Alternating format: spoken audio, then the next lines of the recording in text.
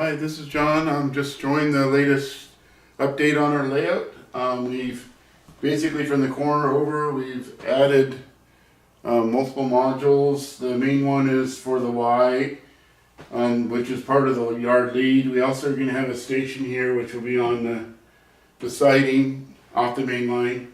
And then down here on this corner, when we start building to the right more, we'll be starting more mountainous terrain.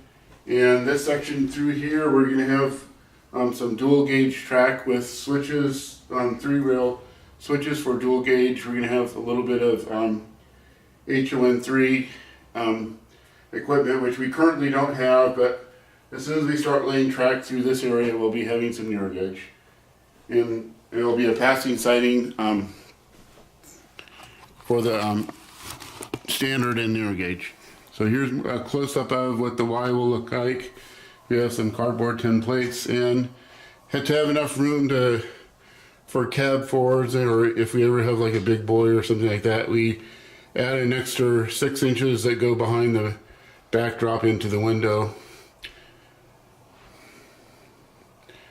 And then currently we have cork for the main line part way. We'll have the passing siding. The yard lead will end up going back into the backdrop.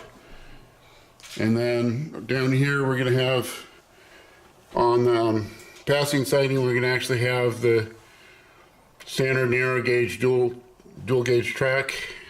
And then we're going to have another dual gauge passing siding down in this area. That will go partially up the hill as dual gauge, and then about halfway on the layout will end up only being narrow gauge. So that's it for this time.